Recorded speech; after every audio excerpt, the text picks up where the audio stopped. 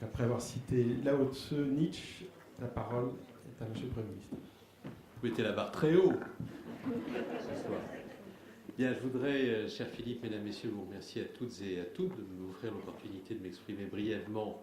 en clôture de cette séance de travail,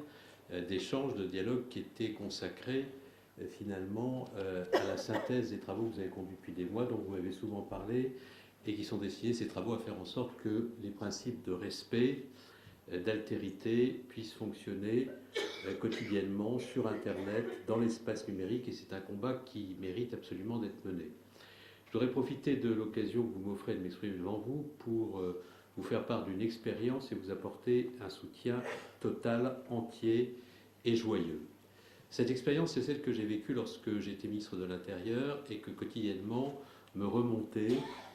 des propos qui étaient tenus sur Internet, sur un certain nombre de sites, de blogs, sur un certain nombre de réseaux sociaux, au moment où nous étions confrontés à cette abomination qu'était la crise terroriste et les attentats qui nous ont frappés en 2015 et 2016.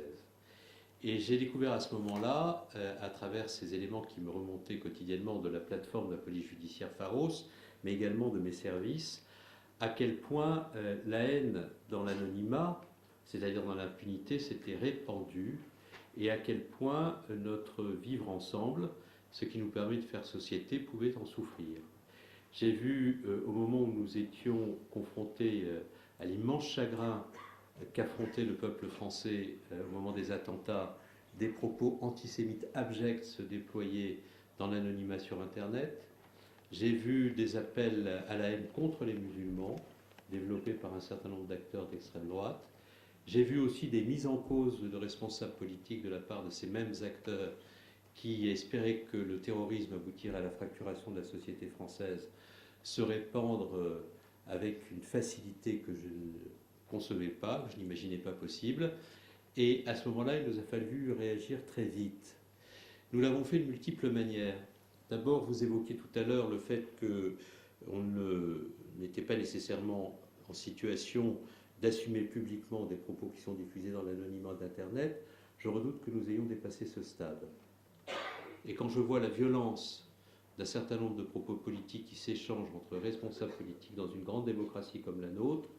je me pose la question de savoir si la désinhibition sur Internet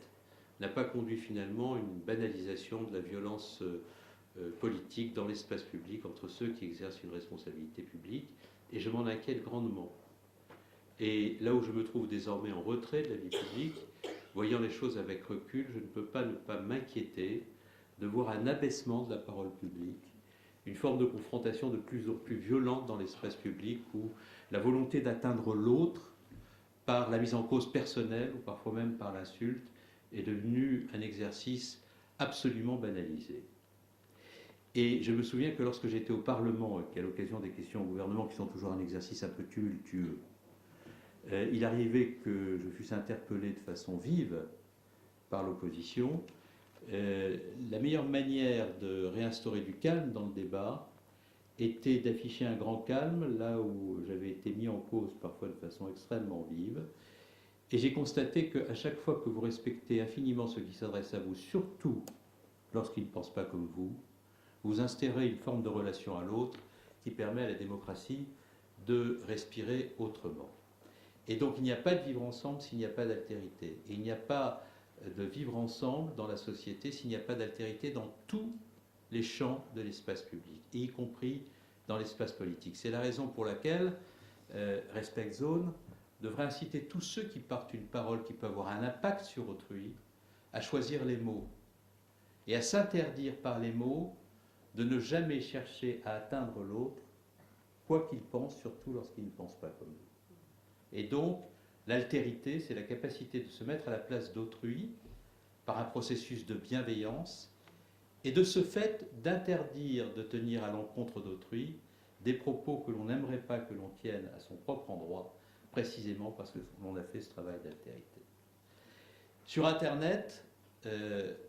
l'anonymisation, la possibilité d'intervenir sous pseudonyme a conduit à une libération de la parole qui est une libération de la parole malveillante et de la parole haineuse. J'évoquais l'autre jour ce sujet avec un de mes amis, avocat qui est très engagé dans la lutte contre l'antisémitisme, contre toutes les formes de haine, et qui est un avocat très engagé dans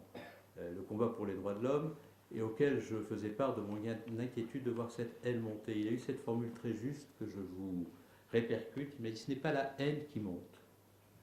C'est presque pire que la haine. Ce qui monte, c'est la méchanceté. C'est-à-dire une manière d'être qui, par le comportement, par le verbe, par l'attitude, ne conçoit la relation à l'autre qu'à travers la volonté de l'atteindre d'abord. Et donc, je suis préoccupé de cela, de l'abaissement auquel cela conduit, et je suis aussi préoccupé de l'affaiblissement des institutions et des valeurs républicaines auxquelles ce type de comportement peut conduire. Donc, si j'ai souhaité signer cette charte, c'est parce que je pense qu'il n'y a pas de plus belle notion républicaine, et je terminerai par cela, que la notion de respect. Le respect de l'autre en raison de ce qu'il est, même s'il est, surtout s'il est différent de nous. Le respect que l'on doit à la pensée, à la parole de l'autre, y compris si elle n'est pas, encore une fois, la nôtre, et y compris si elle doit être combattue, parce que cette pensée et cette parole est une agression à tout ce que nous souhaitons voir prévaloir dans la République. Nous devons condamner avec la plus grande vigueur ce qui est inacceptable, mais nous devons toujours le faire en choisissant les mots du respect, parce que c'est une manière de rehausser la pensée républicaine face à ceux qui la baissent constamment. Nous devons trouver les moyens de la régulation de cet espace de liberté incroyable qui est Internet. Et je me souviens, je l'ai évoqué souvent avec Philippe, que lorsqu'en 2014, vous avez évoqué ces lois, monsieur le directeur juridique de TF1 tout à l'heure, nous avons été amenés à prendre des dispositions législatives pour obtenir le retrait des sites, des blogs, des propos qui, sur l'espace numérique, appelaient et provoquaient au terrorisme. J'ai eu d'énormes débats avec les acteurs du numérique, qui étaient des débats difficiles, certains d'entre eux considérant, et je comprenais leur raisonnement, qu'en procédant par des mesures de police administrative au retrait de ces contenus, nous portions atteinte à la neutralité du net. Mais lorsque ces débats se sont fait jour et que j'ai interrogé ceux qui privilégiaient la neutralité du net sur la nécessité de lutter contre les propos haineux, lorsque je leur ai demandé s'ils accepteraient que ces propos soient tenus sur la voie publique dans Paris, avec des manifestants exhibant des pancartes sur lesquelles se seraient trouvés les mots utilisés sur les réseaux sociaux, à ce moment-là, un grand silence s'est fait. Et donc, ce combat pour la lutte contre la haine, contre la xénophobie, contre toutes les formes d'atteinte à autrui sur Internet, qui est un débat pour le respect, et n'est pas un débat qui va de soi. Et c'est précisément parce que nous avions fait ce travail au Parlement à l'occasion de la discussion sur la loi de novembre 2014 qu'il a été possible, après, d'aller dans la Silicon Valley, d'engager un dialogue avec les grands opérateurs américains et d'obtenir d'eux que sans aucune modification législative, nous puissions signer un accord qui était un accord de bonne conduite,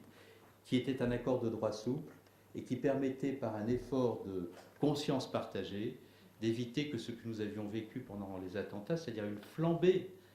de propos haineux sur Internet après que les attentats avaient été commis, ne puisse pas se reproduire et que nous puissions identifier les auteurs de ces faits de manière à pouvoir les poursuivre. Donc vous êtes dans un combat difficile, vous êtes dans un combat de longue haleine, vous êtes dans un combat pour les droits de l'homme, vous êtes dans un combat pour le respect, vous êtes aussi dans un combat pour les valeurs de la République, et dans le contexte particulier où nous nous trouvons, où la violence monte et où chacun doit faire acte de responsabilité et tenir un propos qui soit à la hauteur des défis auxquels nous sommes confrontés, je ne peux pas faire autrement que de vous apporter un soutien qui est un soutien sans faille, qui est un soutien enthousiaste et qui est un soutien dans la durée. Je vous remercie.